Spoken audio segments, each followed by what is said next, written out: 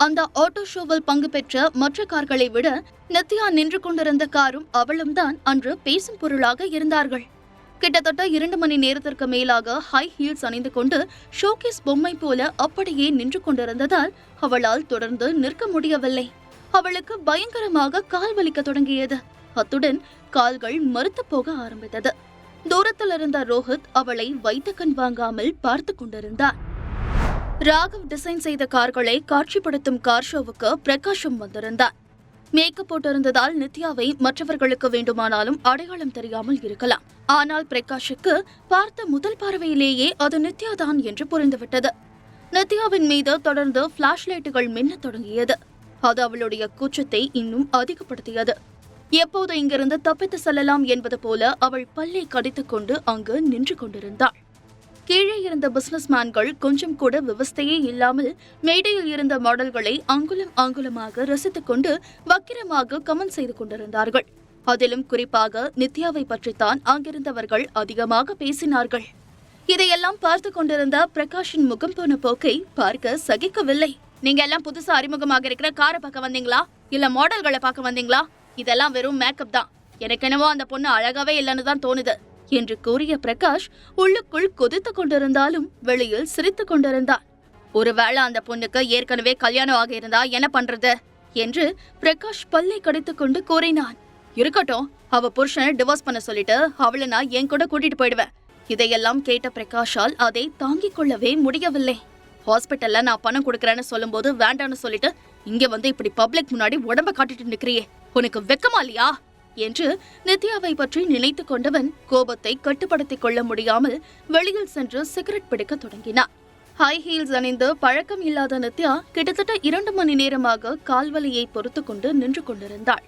கால்கள் இரண்டும் ஒடிந்து விழுந்துவிடும் போல அவளுக்கு பயங்கரமாக வலித்தது. ஆனால் இது எதை பற்றியும் கவலைப்படாமல் ஹோஸ்ட் அந்த காரை வர்ணித்து மணிக்கணக்காக பேசிக் கொண்டிருந்தார். முடியல, போதும், நிறுத்து என்று மனதிற்குள் அவனை சபித்துக் கொண்டிருந்த நித்யாவிற்கு திடீர் என்று கண்களை இருட்டிக் கொண்டு வந்தது. தனக்கு முன்னால் இருக்கும் காட்சிகள் அனைத்தும் ஸ்லோ மோஷனில் நடப்பது போல அவளுக்கு இருந்தது. பயந்து போய் அப்படியே கண்களை மெதுவாக மூடிக்கொண்டாள்.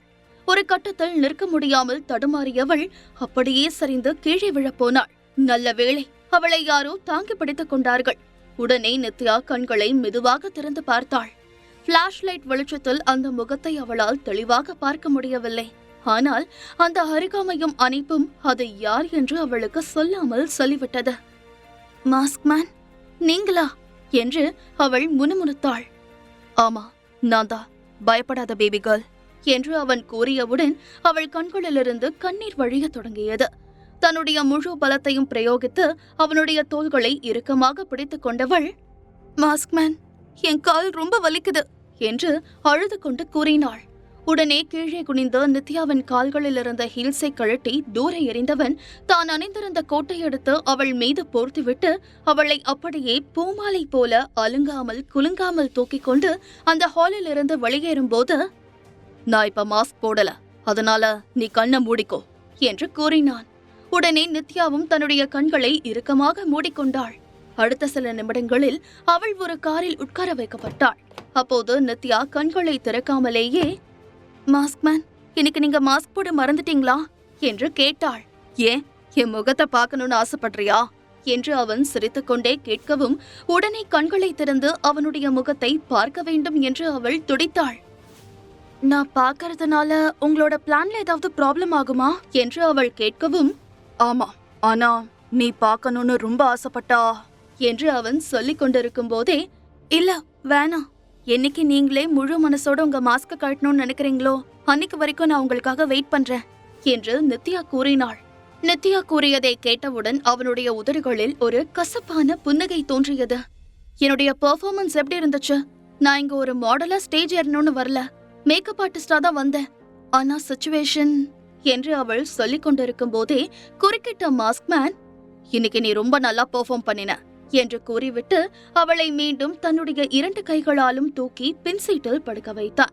அவனுடைய கழுத்தை இறுக்கமாக பிடித்துக் கொண்டவளுக்கு அவனிடம் இருந்து லேசான சிகரெட் ஸ்மெல் வந்தது. உடனே முகத்தை சுளித்த நித்யா, மாஸ்க் மேன், நீங்க ஸ்மோக் பண்ணுவீங்களா? இதுவரைக்கும் நீங்க ஸ்மோக் பண்ணி நான் பார்த்ததே இல்லையே என்று கேட்டாள். நான் செயின் ஸ்மோக்கர்லாம் கிடையாது, ரொம்ப டென்ஷனா இருக்கும்போது மட்டும் ஸ்மோக் பண்ணுவேன் என்று கூறினான். Smoking is injurious to health, please இனிமே ஸ்மோக் பண்ணாதீங்க என்று நித்யா கூறவும், ஓகே பேபி கேர்ள், நீ சீக்கிரம் ஒரு குழந்தை பத்தி கூட, அதுக்கப்புறம் நான் ஸ்மோக் பண்ணவே மாட்டேன், இப்ப நீ கண்ணை திறக்கலாம் என்று சொல்லிவிட்டு அவன் டிரைவர் சீட்டில் சென்று அமர்ந்து தன்னுடைய மாஸ்கை அணிந்து கொண்டான். உடனே அவள் மெதுவாக கண்களை திறந்தாள். டிரைவர் சீட்டில் இருந்த அவனுடைய பின்பக்கம்தான் இப்போது தெரிந்தது. அவனுடைய முகம் தெரியவில்லை, ஆனால் கண்ணாடியில் அவனுடைய கண்கள் மட்டும் தெளிவாக தெரிந்தது. அந்த கண்களையே அவள் மெய்மறந்து பார்த்து கொண்டிருந்தாள் நித்யா. அப்படியே அவள் தன்னை மறந்து தூங்கிவிட்டாள். அடுத்த 1 மணி நேரத்தில் அவர்கள் தங்கியிருந்த ஹோட்டலுக்கு வந்து விட்டார்கள்.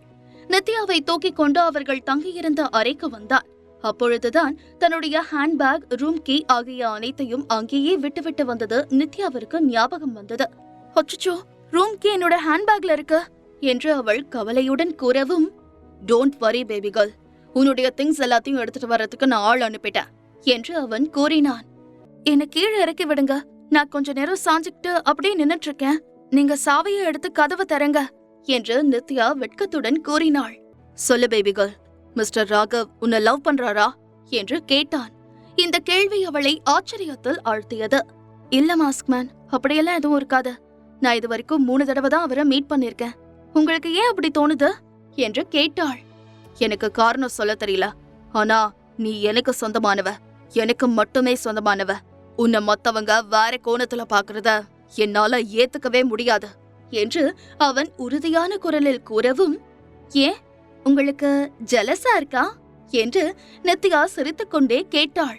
ஆமா, ஜெலஸ் தான் என்று கூறியவன் அவளுடைய தலையை தன்னுடைய 2 கைகளாலும் பிடித்துக்கொண்டு அவள் கண்களை நேருக்கு நேராக பார்த்து, ஆனா மிஸ்டர் ராகவ் என்று அவள் தயங்கினாள். உடனே அவன், என்னாச்சு என்று கேட்கவும், அவர் உங்க அண்ணன் தானே என்று மனதிற்குள் நினைத்து கொண்டவள், இல்ல ஒன்னும் இல்ல, அவர்கிட்ட இருந்து என்னால முடிஞ்ச வரைக்கும் நான் விலகி இருக்க முயற்சி பண்றேன், எங்க 2 பேருக்குள்ள இருக்கிற ரிலேஷன்ஷிப் பியூர் ப்ரொஃபஷனல், அது தவிர வேற எதுவும் கிடையாது என்று நித்யா கூறியவுடன், இந்த மாதிரி எனக்கு எக்ஸ்பிளைன் பண்றதுக்கு பதிலா எவ்வளவு சீக்கிரம் முடியுமோ அவ்வளவு சீக்கிரம் எனக்கு நீ ஒரு குழந்தைய பெத்து கொடுக்கணும். அடுத்த நாள் காலை நித்யாவிற்கு காலில் காயம் ஏற்பட்ட விஷயம் கேள்விப்பட்டு ஜெனி அவளை பார்ப்பதற்காக ஹோட்டல் அறைக்கு வந்திருந்தாள். நித்யாவின் கால்களை பிடித்து தொட்டு பார்த்தவள், ஒரே நாள்ல உன்னோட கால் வீக்கம் இந்த அளவு குறைஞ்சிருச்சே, பரவாயில்ல, உனக்கு மாஸ்க்மேன் நல்ல மசாஜ் பண்ணிருக்காரு, ஒருவேளை அவர் மசாஜ் பார்லர் வச்சிருக்காரோ என்று ஜெனி சிரித்துக் கொண்டே கேட்கவும், என்னடி இப்படி சொல்லிட்ட, அவர் எவ்வளவு பெரிய ஃபேமிலியை சேர்ந்தவரு, அவரை போய் இப்படி ஒரு வார்த்தை சொல்லிட்டியே என்று நித்யா கேட்டாள். அப்படின்னா மாஸ்க்மேன் கன்ஃபார்மா மிஸ்டர் ரோஹித் தான் நீ முடிவே பண்ணிட்டியாடி, ஸ்மார்ட்டா ஹேண்ட்ஸமா ஹீரோ மாதிரி இருக்கிறவரு நிச்சயமா உனக்கு பொருத்தமான ஜோடிதான் என்று ஜெனி கூறினாள்.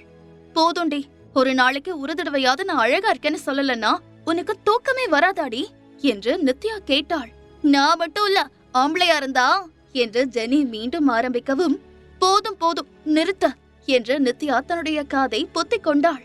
ஓகே விடு, இனிமே சொல்லல, உன்கிட்ட ஒரு முக்கியமான விஷயத்த பத்தி பேசணும்னு நினைச்சேன். நேத்து நடந்த ஷோவுக்கு அக்ஷயாவும் பிரகாஷும் வந்திருந்தாங்க. அங்கேயே அவங்க 2 பேருக்குள்ள ஏதோ பிரச்சனை வந்துருச்சு.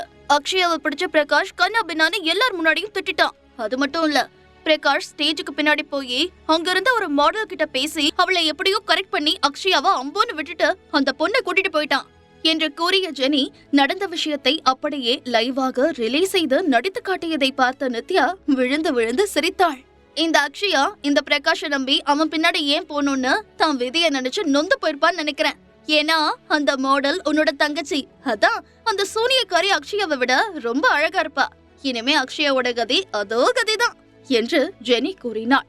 நல்ல வேளை மாஸ்க்மேன் என்ன ஸ்டேஜ்ல இருந்து அப்படியே எங்க கூட்டிட்டு வந்துட்டாரு, இல்லனா இந்த கன்றாவையெல்லாம் நானும் பார்க்க வேண்டி வந்திருக்கோம் என்று அவள் நினைத்து கொண்டிருக்கும் பொழுதே, என்னடி ரொம்ப சீரியஸா திங்க் பண்ணிட்டு இருக்க, ஒருவேளை உன் தங்கச்சியையும் அந்த பிரகாஷ் டிவோர்ஸ் பண்ணிடுவானோன்னு நினைச்சு ஃபீல் பண்ணிட்டு இருக்கியா என்று ஜெனி கேட்டாள்.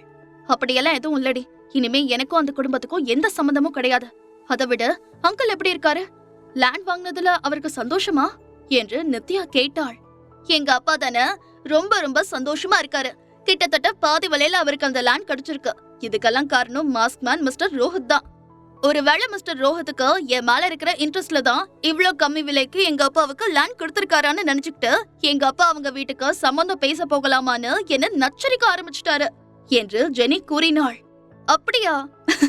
சரி, அப்புறம் எப்படி சமாளிச்சா என்று நித்யா சிரித்துக்கொண்டே கேட்கவும், என்னத்த சமாளிக்கிறது போ, மாஸ்க் மேனை பத்தி நீ யாருக்கும் எதுவும் தெரியக்கூடாதுன்னு வேற சொல்லியிருந்த இல்லையா?